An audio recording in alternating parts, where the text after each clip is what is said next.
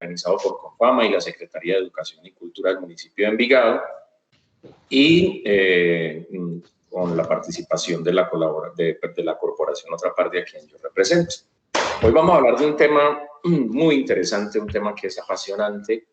Les confieso que es uno de mis, digamos, aficiones favoritas, predilectas, es la investigación genealógica. Pues en este caso no soy el más experto pues en el tema de Fernando González en particular. He hecho mis lecturas y gracias a la colaboración de la familia de Fernando, de Gustavo Restrepo, el director de la corporación, y también de los contenidos que se pueden encontrar en ciertas bibliografías y también a través de internet, pues he podido alimentar pues esta conversación que vamos a tener el día de hoy. Hoy no hay invitados, hoy no hay videos, hoy vamos a conversar un poquito acerca de los orígenes ancestrales de la familia González Ochoa o de Fernando González en particular, y también vamos a hablar un poquito de esos apellidos que fueron relevantes en la fundación y en los orígenes de lo que conocemos hoy día como el municipio de Envigado, o el territorio pues del sur del Valle de la Aburrá, donde nos encontramos, digamos, la Casa Museo Fernando González Otra Parte, y muchas de los parientes, ancestros, ascendientes y descendientes también del filósofo envigadeño. Entonces, bueno, vamos a comenzar. Vamos a hacer primero pues como un senderito con respecto a lo que es el origen de los apellidos. Como les mencioné ahorita, estos trabajos de investigación han sido el resultado pues también de una colaboración conjunta entre muchas personas, y es por ello pues que debo agradecer a Ana María, que es sobrina del padre Alberto Restrepo González y del presbítero Francisco Daniel Restrepo González, quien hizo una investigación sobre la genealogía de Fernando González y muy amablemente me la compartió para que el día de hoy pudiéramos conversar acerca de ella. Todos los créditos de esta investigación son para el padre Daniel, que en paz descanse, y quien nos dejó un importantísimo legado, no solamente pues con esta investigación genealógica, sino con una gran cantidad de contenidos pues que dejó en sus libros, en su obra y también en su correspondencia. Asimismo, tenemos otra bibliografía que es del señor Marcelino Ochoa Ochoa, que habla acerca de don Lucas de Ochoa, el gran patriarca envigadeño, que hace parte después de las genealogías del gran progenitor de los Ochoa en Antioquia, don Lucas de Ochoa y Tirado, descendiente pues también de don Lucas de Ochoa y López de Alday. Vamos a hablar un poquito acerca de ellos dos.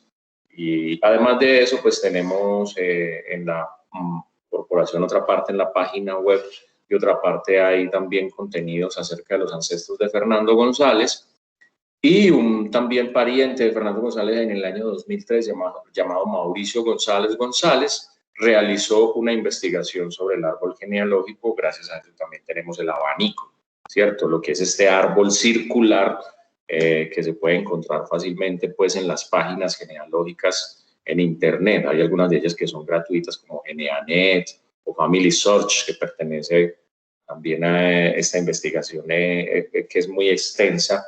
Hace parte de los registros de la Iglesia de Jesucristo de los Santos de los Últimos Días, y esta comunidad mormona quien ha alimentado una gran cantidad de árboles genealógicos de todo el mundo. Ahí pueden encontrar ustedes también, si están interesados en conocer un poco acerca de sus orígenes, la página de Family Search es muy útil para estas búsquedas. Bueno, el tema de los apellidos, bien interesante aclarar un puntico, un pequeño detalle con respecto a los diferentes, o a las etimologías, a las raíces, al origen que tienen pues también los nombres de los apellidos. Originalmente pues la gente no llevaba un apellido, sino que se le nombraba de acuerdo al lugar de donde provenía, o también de acuerdo al señor, al noble o a la casa feudal a la que servía, o también de la misma manera digamos, a una casta o a una dinastía que pertenecía toda como a una misma casa, ¿cierto? toda esa misma casa llevaba un nombre que posteriormente pues sería lo que dio origen a los apellidos. Esa casta, ese nombre o ese apellido de la casa podía variar y podía cambiar. Eso ha sucedido en muchísimas ocasiones a lo largo de la historia, que continuamente se ha presentado que muchos apellidos han dejado de venir en el orden generacional, se interrumpe porque un personaje en particular decidió cambiarlo por otro y después puede que se retome. Es el caso, por ejemplo, del libertador Simón Bolívar, ¿cierto? Que Simón Bolívar, el apellido real de Bolívar no es Bolívar, sino Ochoa Bolívar. Y él tomó el Bolívar, ¿cierto? Bolívar, que además hacía referencia más al lugar de origen que a la casa a la que pertenecía su linaje familiar. Pero Simón Bolívar es Ochoa, y es un Ochoa pues incluso emparentado con el famoso Lucas de Ochoa español, que llegó pues en sus orígenes a las tierras de Antioquia, por allá en el siglo XVII. Entonces, bueno, existen apellidos que son patronímicos y existen otros apellidos que son toponímicos. ¿Cuál es la diferencia? Es muy sencilla. Patronímicos porque viene de un patrono. Entonces, si yo nací, por decir algo, en la hacienda o en el castillo feudal de don Gonzalo, entonces mi apellido puede ser González, ¿cierto? Si nací en el de Germán, entonces mi apellido pues, puede ser, en el de Hernán, mi apellido puede ser Hernández y así mismo.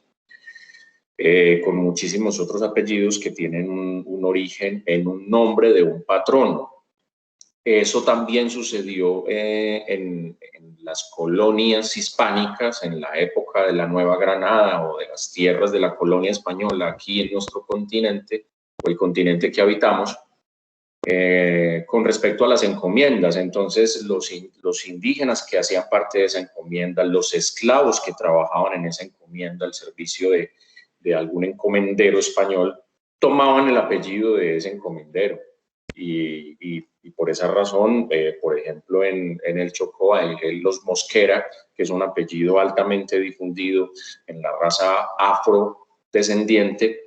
Es un apellido que tiene que ver con una gran encomienda de esclavos africanos en aquellos años de la colonia y que tomaron pues ese apellido. Entonces por eso quedaron los Mosquera afrodescendientes. Pero como esos casos hay un montón, ¿cierto? Entonces esos son los apellidos patronímicos y están los apellidos toponímicos. El apellido toponímico hace referencia a un lugar, ¿cierto? Topografía, una toponimia, entonces hace referencia a un sitio en particular. Del valle, ¿por qué? Porque es de un valle, ¿cierto? Y asimismo esa toponimia puede obedecer a muchas raíces lingüísticas. En el caso de Simón Bolívar, por ejemplo, el apellido de él, que es un apellido también vasco, es un apellido pues Bolívar, que procede pues como de la región de Euskera.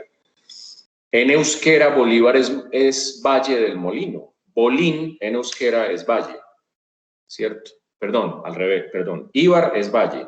Ibarra, por ejemplo, es un apellido también toponímico. Ibar es valle y Bolín es molino. Entonces, el molino, el Valle del Molino. Esto tiene que ver con los trigales, con la gran cantidad de trigales que había en Europa y donde se molía el trigo para hacer, ¿cierto? El pan. Uno de los principales granos pues, que se cultivó en la Edad Media. Entonces, en la toponimia tiene que ver con el lugar, como el apellido Ríos, por ejemplo, ¿cierto? Y hay otros que tienen otro significado por las profesiones o por otros casos en particular, ¿cierto? Como ciertas descripciones. El apellido Mosquera se supone que es por un personaje que la primera vez que fue a una audiencia ante su noble o ante el rey o ante, digamos, la autoridad de su provincia, fue a pedirle ayuda porque tenía unas llagas en la piel y alrededor de las llagas le llegaban las moscas. Y entonces, para describir el escriba, ¿cierto? Que es el que lleva las anotaciones de todas esas audiencias en la antigüedad, para describirlo puso pues el Mosquera, ¿no? El de las moscas. Ese origen que no ha gustado mucho pues a a muchos Mosquera que buscan su heráldica, han preferido cambiar la historia por otras razones. Pero entonces es muy probable que dentro de nuestra tradición ancestral existan muchísimos casos de historias que no queremos o no nos parecen tan simpáticas de ser contadas, pero que hacen parte de nuestra tradición familiar, ¿cierto? Como por ejemplo el hecho de que hayan hijos naturales, o como por ejemplo el hecho de que hayan delincuentes, ¿sí? O personas que infringieron la ley, y esa necesidad de buscar el abolengo y la hidalguía, pues, que aparece tanto, pues, digamos, en la vanidad también de las familias. Se puede hablar de todo ello, lo que prevalece sobre todo son las historias de abolengos, que es las que más se quieren difundir y transmitir y buscar en el origen de las familias. Entonces, dentro del origen de los apellidos encontramos que el apellido González, por ejemplo, que es el apellido del filósofo envigadeño, es un apellido que proviene de la región también de la provincia, de toda la zona Euskadi, del País Vasco, donde está Vizcaya, y del que hacen parte varias regiones, donde está Santander, donde está Cantabria, está también La Rioja, en fin, hay una serie de provincias ahí en esa zona y en esa cercanía, y de allí migran con las guerras cristianas, o sea, apoyando a los reyes durante toda la Edad Media, que estaban expulsando a los árabes de España o de la península ibérica, y llegan al sur, o Andalucía, y de Andalucía parten también a estas tierras.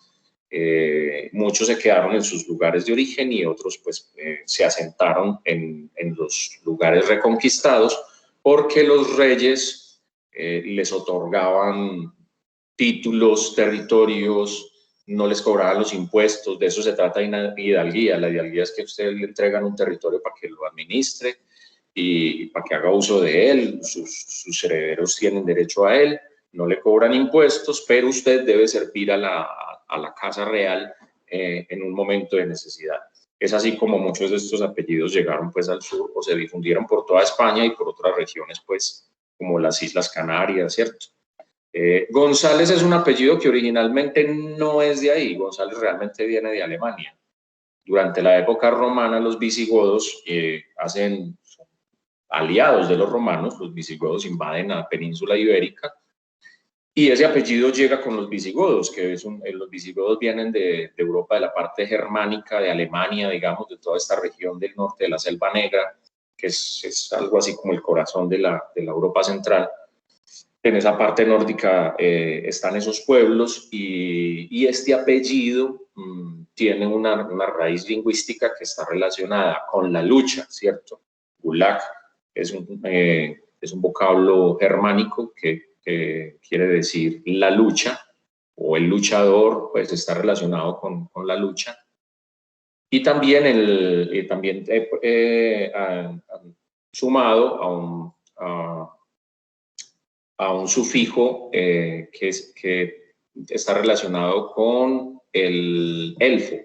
Los elfos, que son estos seres feéricos, estos seres de la mitología escandinava. Entonces es una mezcla entre los dos, y ha sido relacionado pues desde sus orígenes con el espíritu de lucha. El González es el luchador, el guerrero, y es un apellido patronímico que es hijo de Gonzalo, ¿cierto? González, la terminación EZ en todos los apellidos, en el Vélez, en el Gómez, en el Hernández, todos los apellidos terminados en EZ son como la terminación son en los apellidos escandinavos. Anderson, Stevenson, Son es hijo de Ander, ¿cierto? Stevenson, hijo de Steve, que eso mismo sucede con los Mac en Escocia. McAllister, McDonald, ¿cierto? Es hijo, que hacen parte de un clan. En el español se utiliza la E y la Z, el Gómez, el González, el Hernández, ¿cierto? Hijo de Hernando, hijo de Gonzalo, hijo de Gonzo, en fin. Esos cambios y esas terminaciones es cuando ya van muchos usos durante generaciones y generaciones, que finalmente se suman y se convierte en un solo término, digamos, ¿cierto? En este caso, González es hijo de González y por ende, entonces, es un apellido patronímico, que llega con los visigodos al norte de Europa, se instala en la región de Asturias por las montañas de Laredo, en Santander, por ahí, por esa zona, toda esa zona es Euskadi, y entonces, por ende, es un apellido vasco, ¿cierto? En Antioquia hay muchísimos apellidos vascos, el Ochoa también es un apellido vasco, que también es, digamos, el apellido materno de Fernando González. Entonces, por ahí proviene, por esos lados es que nos proviene pues ese apellido que hace parte de los ancestros de Fernando González. Voy a compartir por aquí rápidamente estos contenidos, los voy a pasar rápidamente porque realmente pues no nos dice mucho pues tener los nombres. Aquí vemos a Fernando González, hijo de Daniel González Arango y Pastora Ochoa Estrada. Y asimismo vemos a sus 4 abuelos, sus 2 abuelos maternos, abuelo y abuela, y por el lado de su padre Daniel también tenemos a José Antonio González Aldarriaga, Bárbara Arango Escobar, y asimismo de ahí para arriba sus bisabuelos y sus tatarabuelos hasta llegar a Esteban González Vélez. Vemos que los apellidos de Daniel González, el segundo apellido de Daniel González, que es el papá de Fernando, es Arango, y de Pastora Ochoa, su mamá, el segundo apellido es Estrada. Ambos apellidos también llegados de la región euskera, ambos apellidos llegados desde la zona de Vasca. Si vamos a buscar el origen del apellido Estrada, por ejemplo, nos encontramos que Estrada es un apellido, es una palabra en portugués que significa camino, que significa vereda. Pero el apellido no es portugués, realmente es vasco y es de esta región, pues también española. Y el apellido Arango, que también procede de la misma zona, tiene como la figura del cuervo, todo, pues en toda en la heráldica, en los escudos, aparece el cuervo constantemente, y también es de esa misma región, es la región pues de Asturias, que es muy cercana al país euskera, al país pues del vasco, perdón, y también hicieron mecenazgo, o sea, hicieron parte de los servicios a la corona, sobre todo en los tiempos del rey don Alfonso VII, se menciona pues el apellido Arango. Todos estos apellidos pues fueron migrando poco a poco como les digo, con las conquistas y las reconquistas, la expulsión de los árabes y los moros de España, fueron emigrando pues hacia la región del sur. Tenemos entonces que por el lado de don Daniel González aparece aquí en última instancia el tatarabuelo de Fernando, ¿cierto? Viene a ser, o sea, el bisabuelo de Daniel González Arango es Esteban González Vélez. Y aquí encontramos a Esteban González Vélez, también con sus padres, sus abuelos, ¿cierto? Todos sus ancestros también hasta la 4ª generación, para llegar hasta don Juan González de Felaña y Noriega, español de origen vasco. Ese pues para mostrarles un poquito acerca del árbol genealógico y de esta investigación tan extensa que ha hecho el padre Daniel Restrepo González y que, como podemos ver, tiene aquí en toda esta 4ª generación muchísimos nombres. El padre Daniel hizo también la tarea de investigar uno a uno todos estos nombres hasta llegar a la otra 4ª generación, o sea, son 8 generaciones en total, que es también correspondiente con la investigación de Mauricio González González, pariente también de Fernando, que en el 2003 hizo un árbol genealógico. Entonces, bueno, les quería mostrar pues inicialmente este documento, sin extendernos mucho en él, para que podamos seguir conversando pues acerca de las curiosidades que tienen, pues porque es que además lo más interesante de conocer las genealogías es conocer también como todas las historias que hay alrededor de todos estos personajes. Entonces, ahora vamos para donde los Ochoa, pues vamos a acercarnos un poquito a los lados de los Ochoa donde está Lucas de Ochoa y López de Alday. Él nace en 1659 en Madrid, España. Nace en la región castellana, pero sus orígenes ancestrales, o sea, sus padres, sus parientes de generaciones anteriores, son originalmente de las montañas también de La Rioja, de la zona del norte. Es un apellido cuyo escudo de armas está relacionado con el lobo.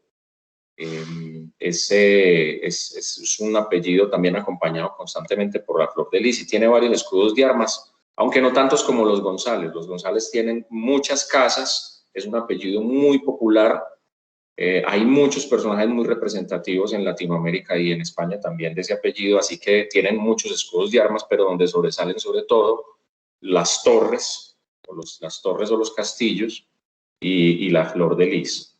La flor de lis también aparece en el escudo de armas de los Ochoa, pero el lobo es el más representativo de ellos. Entonces, don Lucas de Ochoa y López de Alday en 1659 nace por allá en las planicies castellanas, en la zona de Madrid, y va a ser un personaje que a lo largo de los años va a querer llegar a los territorios de las nuevas conquistas españolas en la Nueva Granada, así que hace la solicitud. Su padre había sido Ujier de Cámara quiere decir que era el portero del rey, o sea, era una persona de muchísima confianza del rey Carlos III, el rey Carlos III.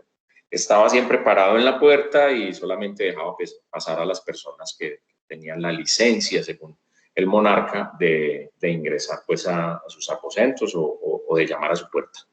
Entonces el padre de don Lucas de Ochoa y López de Alday era portero de cámara del rey Carlos III, o sea, había mucha cercanía con la nobleza y su casa había servido también en las reconquistas y por esa razón posteriormente también emigraron hacia el sur de España.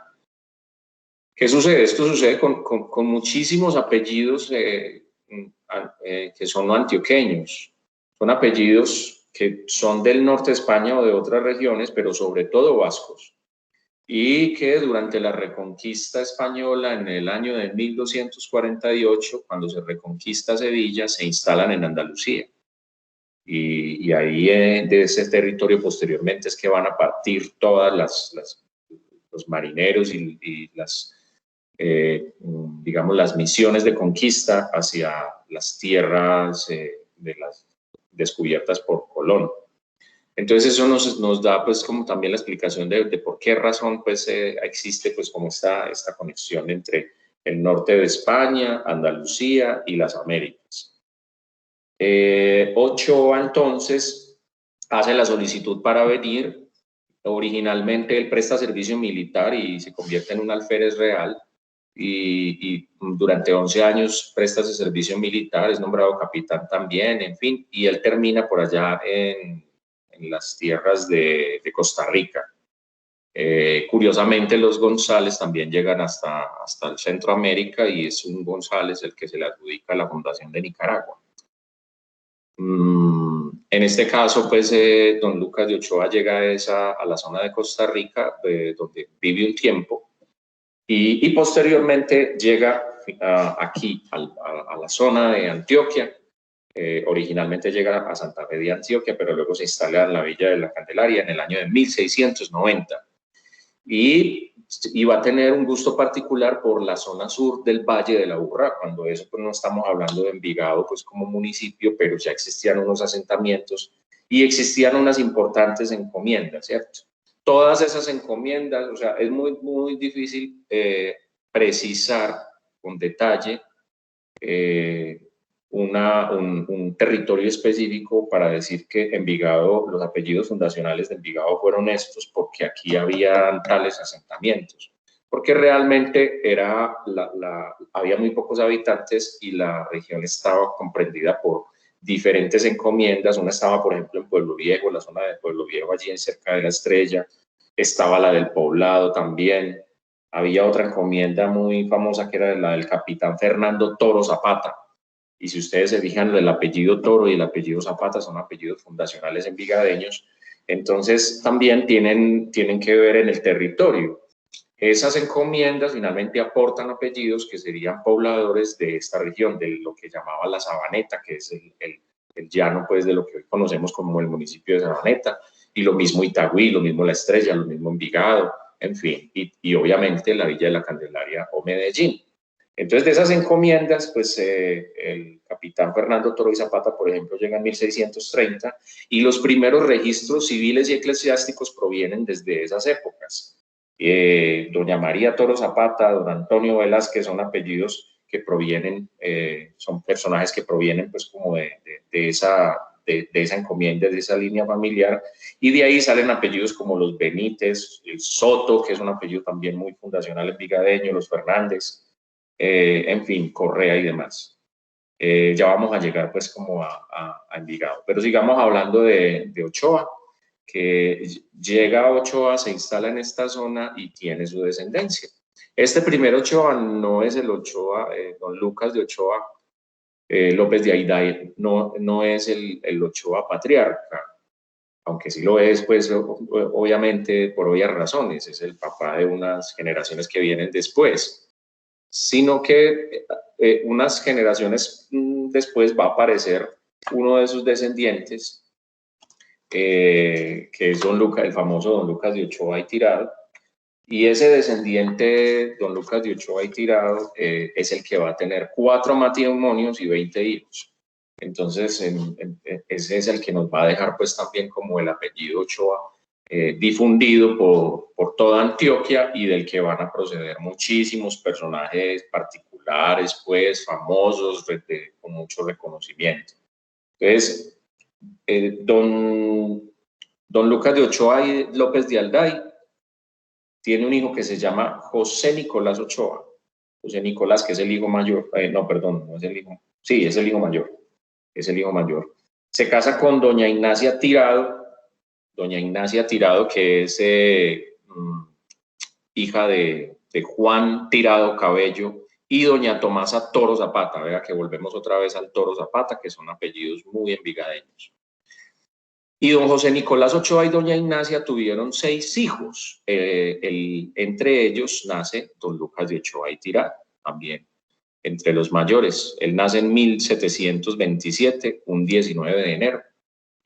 Nace en la Villa de la Candelaria, pues lo que en ese entonces era Medellín, y sería un poblador que se asentaría justo en el territorio envigadeño, o sea que es uno de los apellidos fundacionales. Tenía una hacienda, tenía 2 casas, una quedaba donde hoy día es la plaza de mercado y la otra quedaba al frente y tenía una especie de habitación o balcón que miraba hacia el barrio Mesa Jaramillo, que también son 2 apellidos fundacionales, el Mesa y el Jaramillo, también apellidos fundacionales envigadeños.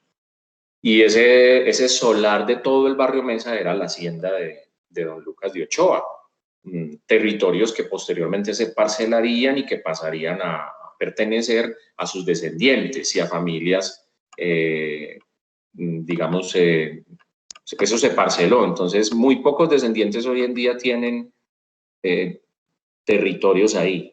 Voy a buscar por aquí foticos para irles compartiendo algunas imágenes, mientras les voy conversando también sobre don Lucas de Ochoa, que aquí lo tenemos. Este ya es Lucas de Ochoa y Tirado.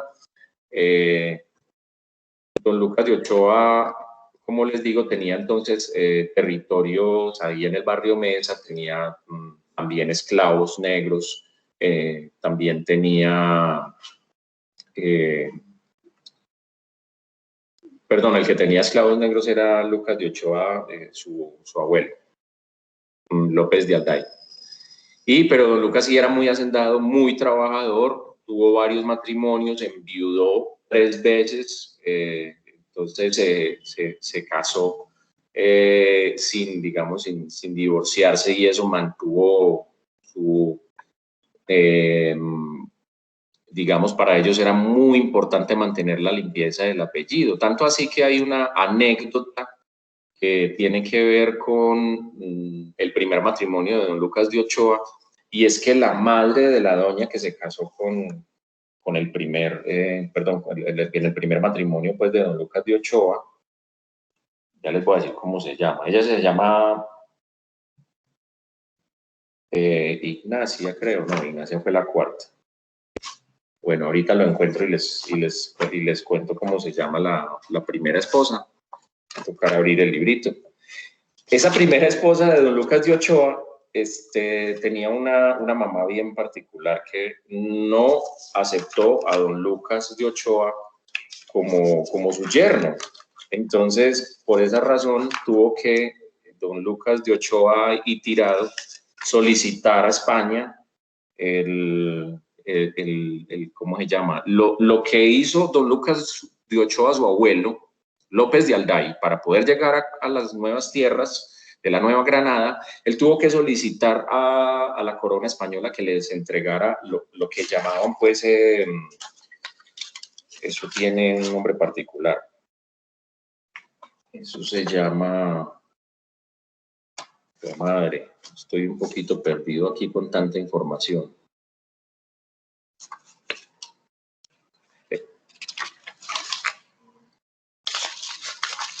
Provanza de nobleza y servicios. Ahí me disculpan el lapsus.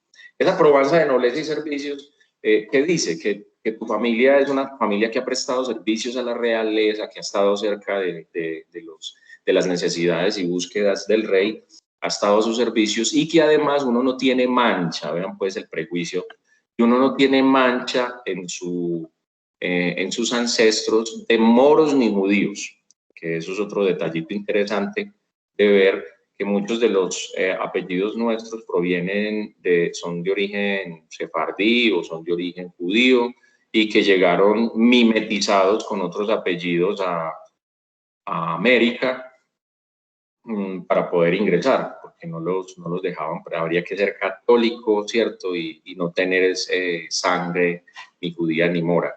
Entonces, don Lucas de Ochoa solicita de nuevo, pues, esta garantía, pues, para poder casarse con esta primera esposa. Eso fue, dice, don Lucas contrajo matrimonio 4 veces, como veremos más adelante. Y se cuenta que don Lucas, que cuando murió su primera esposa, la señorita doña Ignacia de Posada, que lo había acompañado y ayudado en la enfermedad de su esposa, por la tarde fue a entregarle las llaves de toda la casa y escaparates y le preguntó a don Lucas que por qué le iba a entregar las llaves. Y ella le contestó que ya no era conveniente que ella se quedara ahí, que permaneciera ahí. Guardó silencio don Lucas y después de pasar un rato le dijo, bueno, yo iré esta semana a su casa para que arreglemos el asunto. Y a los pocos días la hizo su esposa. Don Lucas era una persona pues muy reconocida, recordada por ser de un carácter bastante fuerte, anímico, trabajador, un hombre que decía que había que trabajar la tierra, que los doctores no servían, que los doctores eran gente que no era buena trabajadora. En fin, estas historias, digamos, anécdotas que están alrededor de don Lucas de Ochoa siempre nos hablan mucho acerca como de pujanza y de cierta berriondera que tenía don Lucas y que dejó en todas sus generaciones y que estamos viendo aquí pues como descendientes y ancestros de Fernando González, que está Pastora Ochoa. Lo que les acabo de mostrar, pues, es el linaje de la familia Ochoa.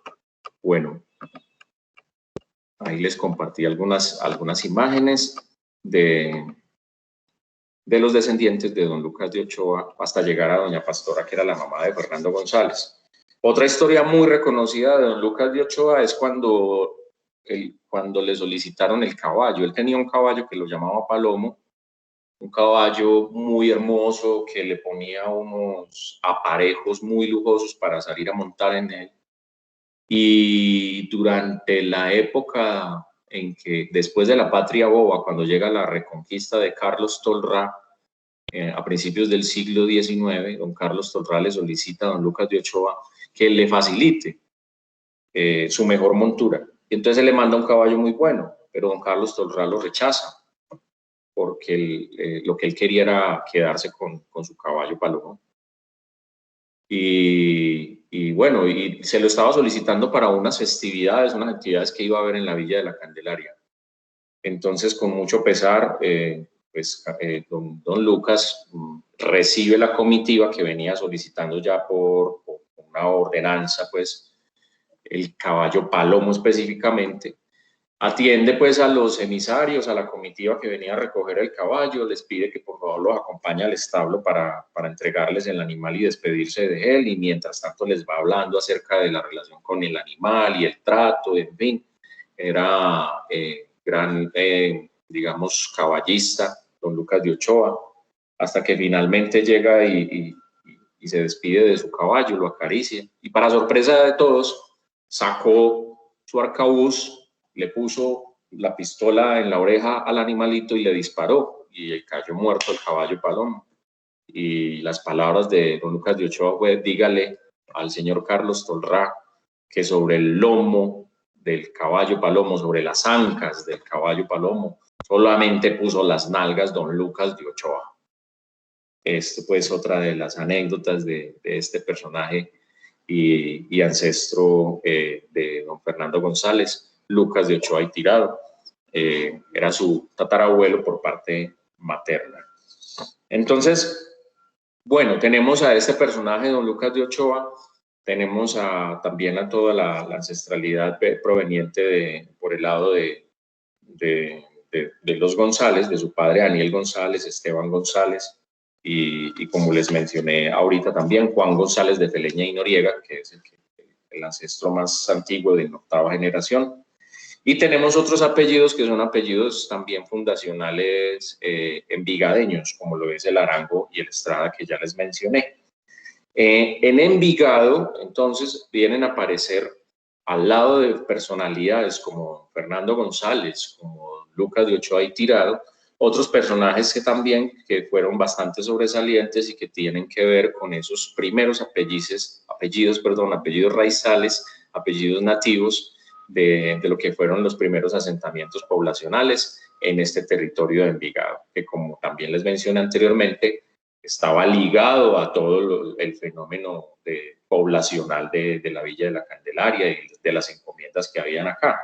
Entonces ya hablamos de los Toro, pues, por ejemplo, y de los Zapata, y hay otros apellidos como los Soto, y Concepción Soto es una mujer que tuvo muchísimos hijos, pues lleva uno de sus apellidos también fundacionales de Envigado.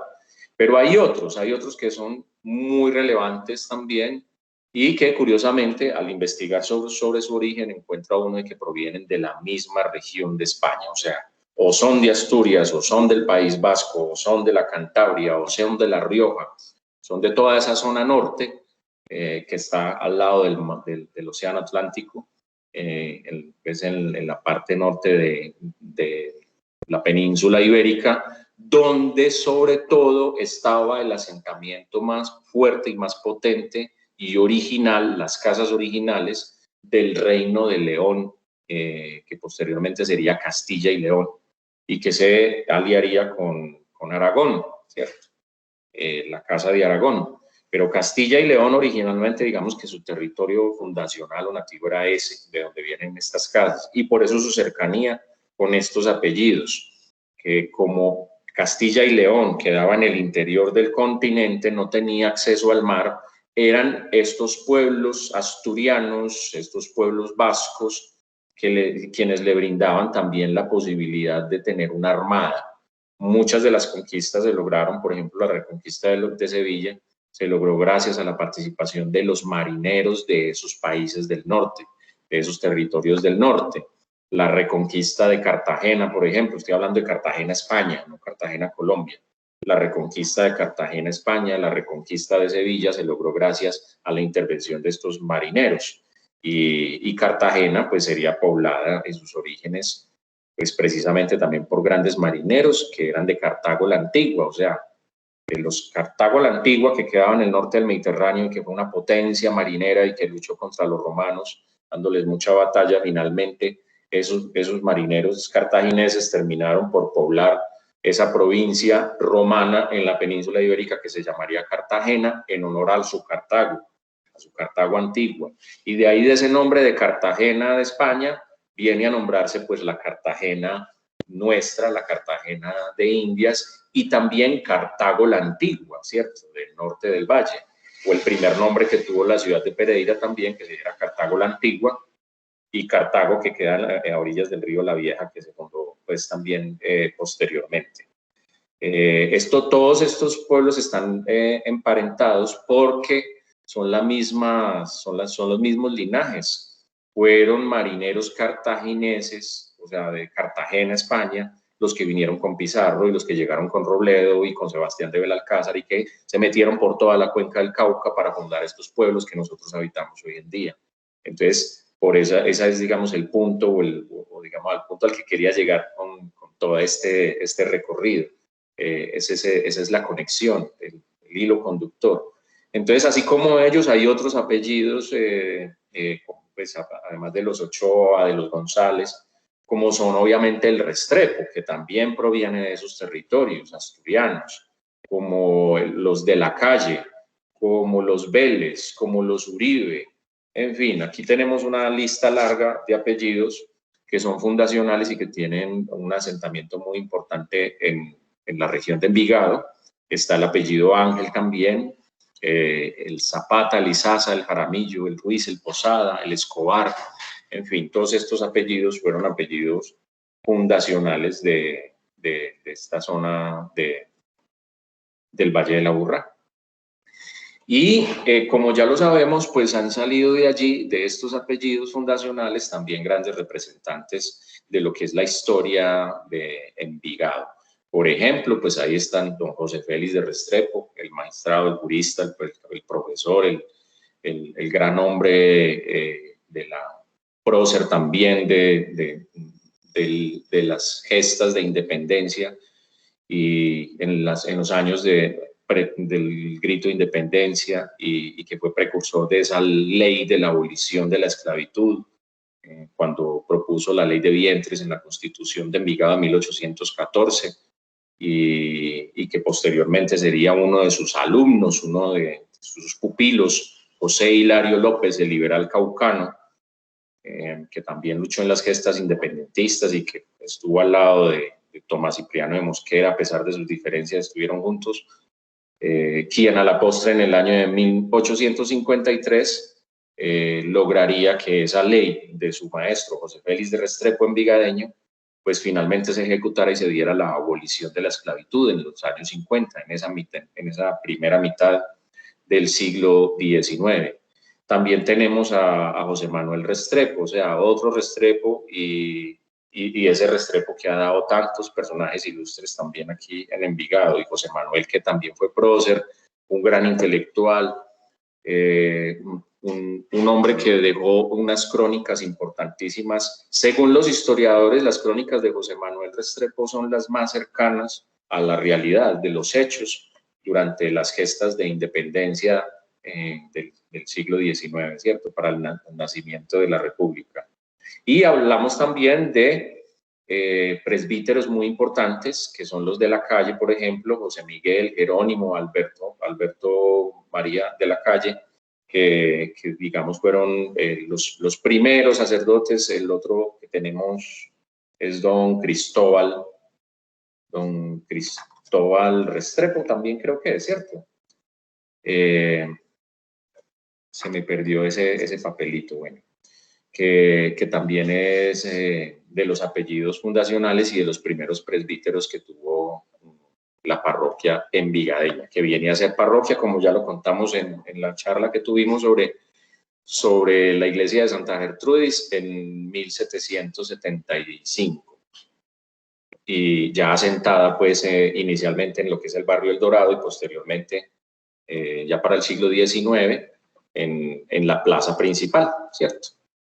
Y tenemos también a los personajes de apellido Uribe y Ángel, ¿cierto? Está don Miguel Uribe Restrepo y está pues el médico Manuel Uribe Ángel, y de los Vélez tenemos a don Marceliano Vélez. Todos estos apellidos son importantes en la historia digamos, de todo el desarrollo artístico, cultural, intelectual de Envigado, pero también han sido apellidos presentes constantemente en todo lo que fue la población, la colonización de los territorios de Envigado y también en los emprendimientos empresariales de los que ha sido protagonista el municipio durante pues, los siglos de su existencia, los 2 siglos de su existencia. Hasta aquí llega mi conversación, mi charla pues con respecto a las genealogías. Era pues como mi intención poder generar esta dinámica y esta inquietud y esta curiosidad. No sé si tienen preguntas. Me queda solo por último leer una crónica sobre los 3 hermanos, la familia González Ochoa, que son Alberto, Jorge y Fernando, y también la relación con el médico Francisco Restrepo Molina, que era pariente cercano también, estaba casado con Graciela, era una de las hermanas de Fernando González, y de donde provienen precisamente el padre Daniel Restrepo González y el padre Alberto Restrepo González, y también otro personaje importantísimo en la historia de Envigado, el médico Francisco Restrepo Molina, y muy cercano. Entonces esta crónica habla acerca de esa amistad que hubo entre los 3 hermanos González Ochoa y el médico Francisco Restrepo Molina, que también hace parte de esta historia familiar. No sé si de repente tienen alguna preguntita antes de que hagamos esta lectura, que sería para el cierre de nuestra actividad del día de hoy. ¿Alguien quiere levantar la manito? ¿Alguna curiosidad? No. Estamos muy tímidos y tímidas el día de hoy. Mónica Mejía por aquí. Mónica Mejía nos levanta la mano. Sí, Mónica, te escuchamos. Buenos días. Buenos días. No, quería preguntar por el apellido Mejía, que sé que en Envigado pues también ha tenido como historia, pero no sé si de pronto se relacione con el tema o pueda caber ahí. Claro que sí. Bueno, muchísimas gracias, Mónica. Pues está entre los apellidos fundacionales, precisamente. Aquí tengo la lista de los apellidos fundacionales. Son Arango, Mejía, Ángel, Uribe, Vélez, Restrepo, Soto, Mesa, Zapata, Izaza, Jaramillo, Ruiz, Posada, Escobar, Estrada y González. Bueno, González y Ochoa. Lo que pasa es que a González y Ochoa no los puse aquí porque estaban aparte. Y los Mejía, por supuesto que sí, también. El tema con los Mejía es que hay varias versiones, entre ellas porque se supone que fueron muchas migraciones que vinieron desde Andalucía o desde España en la época de la colonia. No sé cuál fue el primer Mejía que llegó a Envigado, no tengo esa información. Lo que sí leí en algún momento sobre el apellido Mejía es que es un apellido judío y que se mezclaron y que originalmente el apellido es Mexía y que quiere decir Mesías, ¿cierto? Y que lo cambiaron a Mejía para poder ingresar, o sea, lo camuflaron como un apellido cristiano para poder ingresar en los territorios de la Nueva Granada.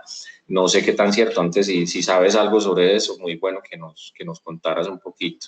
Janet Restrepo Ramírez por aquí está levantando la manito, te escuchamos, Janet. Sí, buenos días. Buenos días, Janet. Bueno, quería contarles como una anécdota, pues que tuve el gran honor de conocer al padre Daniel Restrepo González en el hogar Bernarda Uribe Restrepo. Pues sé que de pronto no han tocado el tema de este gran sacerdote, pero pues teniendo la oportunidad de como conversar un poquito sobre él, porque tuve la oportunidad de cuidarlo y de estar con él en contacto, pues sería lindo como comentarles un gran tesoro que yo tengo que hice cuando él estaba vivo en el hogar. Yo hice un libro de él con permiso pues de los familiares y de él mismo cuando estaba vivo sobre un autorretrato que él tenía que se titula Brujo de mis pendejadas, que fue realizado directamente con él y fue un homenaje que yo le hice y lo quiero compartir. Entonces dice así: en homenaje al padre Daniel Restrepo González, que con sus dibujos y pendejadas, como él dice, hace que la vida de cada persona tenga sentido. Su lucha y su ejemplo de vida son de gran admiración. En cada una de sus creaciones siempre nos deja un mensaje y una lección de vida. Hoy con este corto álbum de imágenes, no sé si de pronto algún día pueda pasar por la casa de otra parte y compartirles un poquitico este libro. De sus autorretratos, quiero darle gracias a Dios por haberme permitido conocer a tan ilustre sacerdote, quien nos deja un gran legado, el cual todos deberíamos conocer, que es el amor a Dios, a la vida y a las mariposas.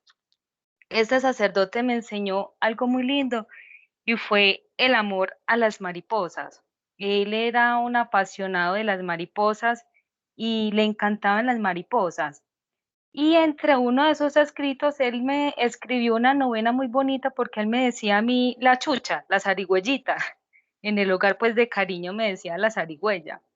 Entonces él me escribió una novena y pues es larga, no, para no extenderme mucho. Uno digamos, como de los versitos que dice, Chuchita hermosa, vieja preciosa, divina esposa de don Hernán. Don Hernán era un gran amigo de él en el hogar, que es de los Pareja, también de las grandes historias de ahí de Envigado, los Pareja. Y pues este libro no sé si pues no se los puedo regalar, pero sí de pronto algún día compartirle las imágenes porque tengo todos los autorretratos pues como de la familia de él, de los papás, del recién nacido, de la primera comunión, de la historia de él cuando estuvo en el Amazonas, de cuando él se ordenó de sacerdote, recién ordenado de sacerdote, tengo cuando él estuvo en el Giagracudo, por allá por la selva amazónicas, cuando él estuvo de misionero, pues como por esos lados que él rescató unas tierras de los indios que se los iban a quitar y de pronto ustedes conocen un poquitico más la historia que yo.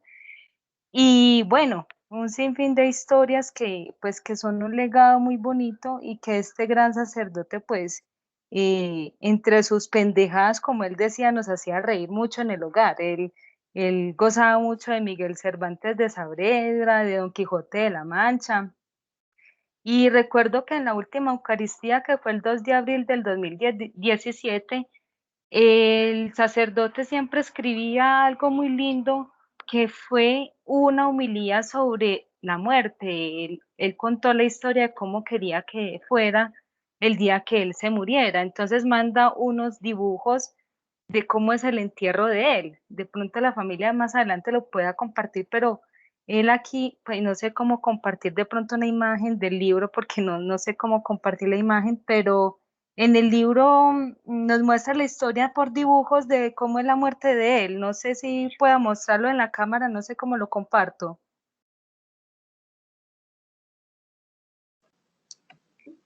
No sé si tengas la posibilidad de compartir imagen, porque no sé, creo que esta plataforma no siempre lo permite como invitado. Bueno, entonces igual Pero puedo lo prender mi podrías poner, cámara. si de repente te cargara el chat, si nos pudieras de pronto compartir la imagen en el chat. Voy a intentar prendiendo mi cámara, a ver si de pronto reflejando mi cámara lo puedo de pronto como visualizar un poquito, a ver Muy si bien. nos da. A ver aquí. No sé si ahí tenga visibilidad porque no me veo. No, no la estoy viendo. Es que la cámara tuya está inhabilitada. Sí, No ahí ya estás- ahí ya la habilité, pero no me la está, no me la está reflejando. Bueno, en todo caso, vos ahorita pues en el chat les monto las fotos por el WhatsApp para que estén, para que vean un poquitico como estas fotos que tengo acá como para compartirlas con respecto a la historia que están contando. Y muchas gracias. Gracias a ti, Janet, muchísimas gracias a Janet por la participación y a Mónica también, que todos estos aportes son valiosos y muy bueno traer a la memoria al padre Daniel, el padre Alberto, un saludo que yo sé que nos está escuchando también, y Ana María, pues muy cercanos a él, y obviamente al médico Francisco Restrepo Molina, pues eran sus hijos. Y bueno, Janet Restrepo Ramírez, te cuento pues que además tenemos otros detallitos por ahí con los Restrepos. Vea, Pedro Antonio Restrepo Escobar también estaba emparentado con don Lucas de Ochoa y fue senador de la República, un personaje muy importante, y fue el papá de Carlos Eugenio Restrepo. Que Carlos Eugenio no nace pues en Envigado, pero sí viene a ser descendiente de los Restrepos envigadeños. Asimismo, entre los Jaramillo no mencioné a uno muy importante que es el famoso Francisco Pacho Jaramillo, fundador de varios pueblos del eje cafetero, la Virginia, de la zona del norte del valle, terminó por allá de comerciante, inclusive tuvo una flotilla de barcos de vapor, era arriero. Y Ubaldo Ochoa, colonizador del suroeste también, es uno de los fundadores, creo que del municipio de Andes, si no estoy mal. Hay varios que han sido colonizadores. En fin, Envigado ha sido cuna en todos estos apellidos que se han diseminado. Los Restrepo del suroeste, por ejemplo, están muy cercanos también a esa tradición envigadeña. Sara Peláez por aquí levanta la manito. Sara, tienes la palabra. No, les quería mostrar que Janet me mandó las imágenes, se las voy a poner se las puse en el chat, pero abren como raro. Ah, no, ya, ahí ya. En el chat ya están las imágenes que nos compartió Janet de lo que nos estaba hablando. Isaris, muchísimas gracias. Entonces, bueno, yo creo que ya pues llegamos al cierre, al final de la conversación. Espero haya sido pues de su agrado, que hayan quedado más, que se hayan generado más preguntas que respuestas. Sería muy interesante que fueran a investigar un poco sobre su genealogía particular. Yo para despedirme quiero leerles pues esta breve crónica, es una crónica muy corta del libro A Pie Limpio, Crónicas Envigadeñas, y aparece una sobre los hermanos Fernando González Ochoa y también el médico Francisco Restrepo Molina. Familia González Ochoa, los tres hermanos. Una cita. Él vivía en la finca vecina a la nuestra, en Envigado. En primer lugar, era un tío como los otros, pero también era un renombrado escritor. Yo me sentía orgulloso de tener un tío famoso y les chicaneaba a mis amigos del colegio con él. Me deslumbraba su manera de ser, de hablar, de relacionarse con el mundo. Tuve mucha suerte de convivir con una persona sabia como Fernando, a una edad en la que las puertas de la percepción están abiertas de par en par. Tomás González. Jorge, Alberto y Fernando González Ochoa eran hermanos y vecinos. Crecieron en el Envigado Viejo, donde Fernando González vivió su lucha, el cagajón aguas abajo, según sus palabras. Aquel Envigado Viejo ofrecía a la vez mucho y nada a quienes allí crecieron, y sobre todo a aquellos cuyas inquietudes del alma se les invitaban a escudriñar filosóficamente cada detalle de la creación, amando el conocimiento como nostálgicos dolientes de una tierra ingrata, mal gobernada, pero abundante en belleza propicia para el espíritu. Fernando era el mayor de los tres hermanos, los Pacho Luises, como se llamaban en confianza entre sí, pero antes de él había nacido Alfonso, quien es recordado por sus refinadas costumbres y aventuras. Escribió una bitácora de viaje por el río Magdalena hasta Europa, donde en Bélgica le tomó por sorpresa el comienzo de la Primera Guerra Mundial. Experiencia que describe en dicho diario, publicado recientemente con el título de Relatos y vivencias de un joven envigadeño. Sus hermanos siguieron sus pasos recorriendo Colombia y el mundo. Fernando fue cónsul en Génova durante el régimen de Mussolini, luego en Marsella, Francia, donde entabló amistad con poetas y filósofos que difundieron su obra en diversas revistas literarias y con quienes intercambió abundante correspondencia. Entre ellos se cuentan Alban Theodore Rouban, Valéry Larboud, Auguste Breal y Francis de Miomans. Jorge también cruzó el océano para visitarlo y gracias a su afición por la fotografía existe un completo registro de su encuentro en Marsella, álbum que se conserva en la Casa Museo Otra Parte y que ha sido parcialmente publicado en el sitio web otraparte.org. De allí también el interés de Jorge por las antigüedades, pasión que lo llevó a conocer parroquias de Latinoamérica y especialmente las más alejadas de la geografía antioqueña para negociar a precio de remate muebles, lámparas, baúles y una enorme variedad de objetos curiosos que almacenaba en el garaje de su casa, con la esperanza de venderlos a un mayor valor en momentos de necesidad. Pero lo cierto es que sufría cada vez que debía desprenderse de alguno de sus tesoros, y así el pequeño garaje, con el paso de los años, ya no daba abasto para guardar tanta reliquia. Luego de su muerte, la viuda y sus hijos, quienes compartían su sensibilidad de anticuario, convirtieron esta actividad en un lucrativo negocio.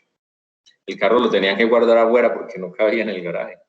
Alberto era tal vez el más sedentario de los 4 hermanos, pero sus hijos heredaron el gen de la aventura y se fueron de Envigado a buscar fortuna en profundas selvas y mares, o también en las congestionadas y vibrantes calles neoyorquinas.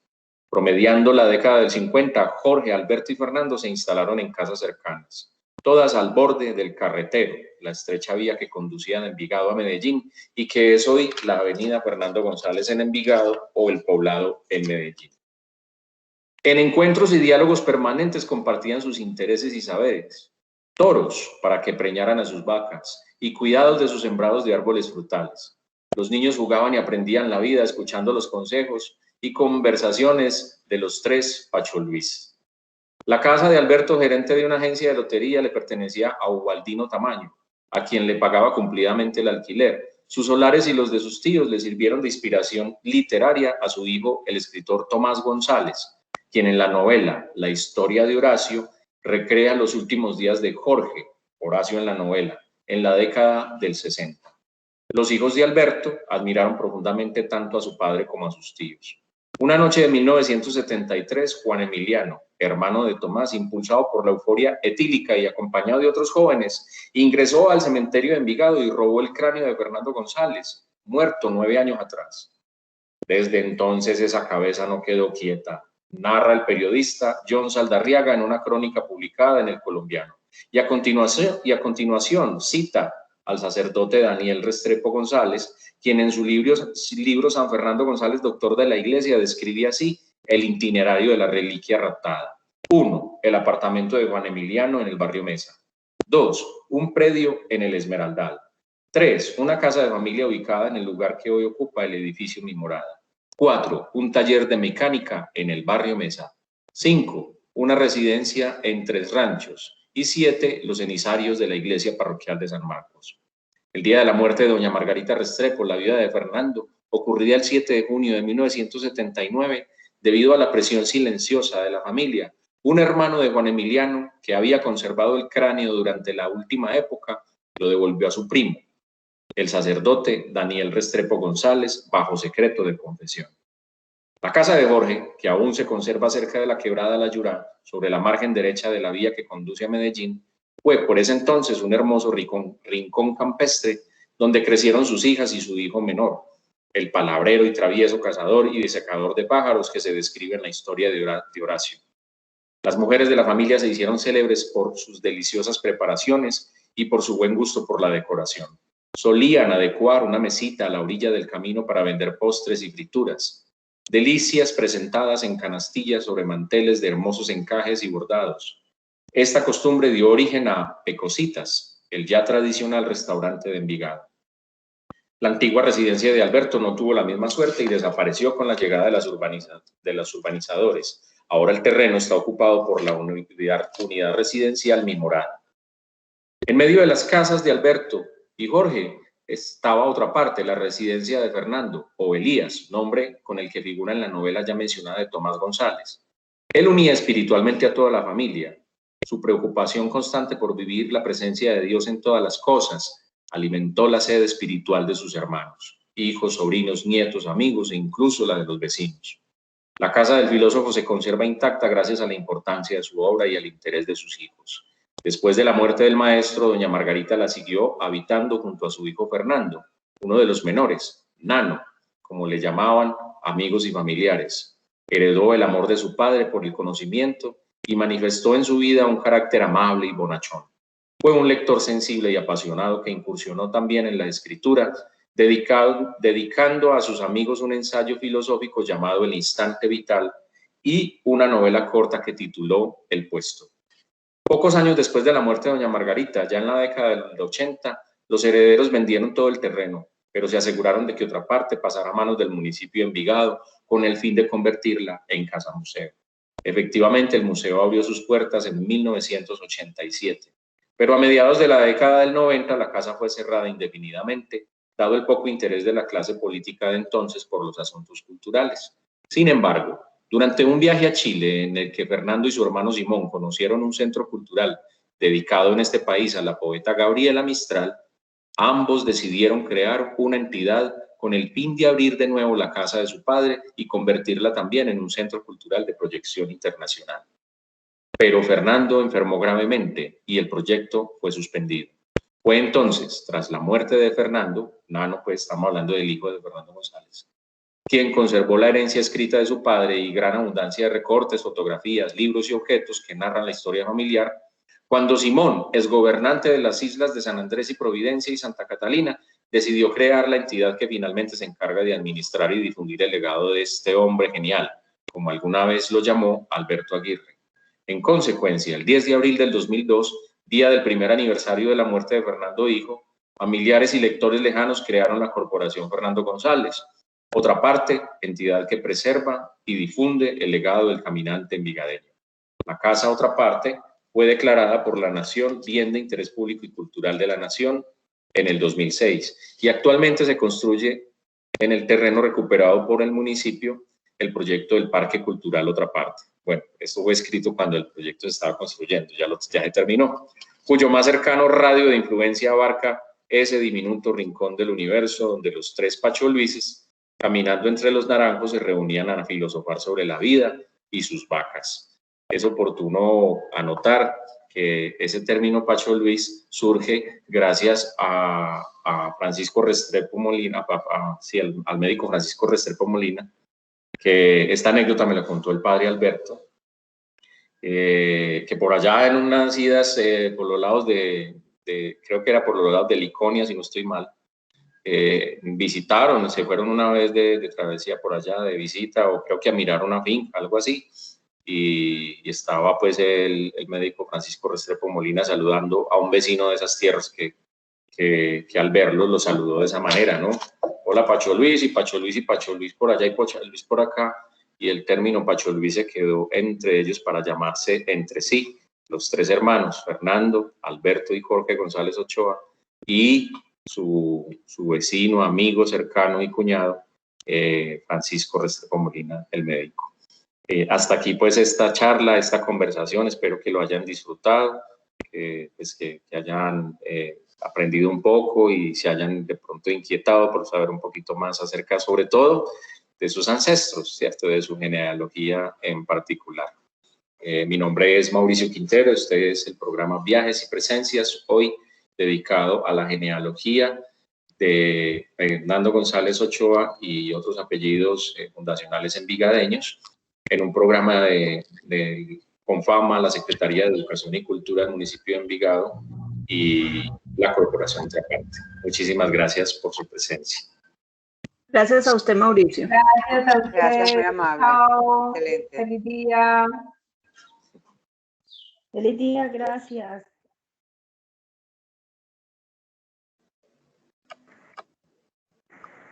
Hasta luego y gracias, Mauricio. Que tengas buen día.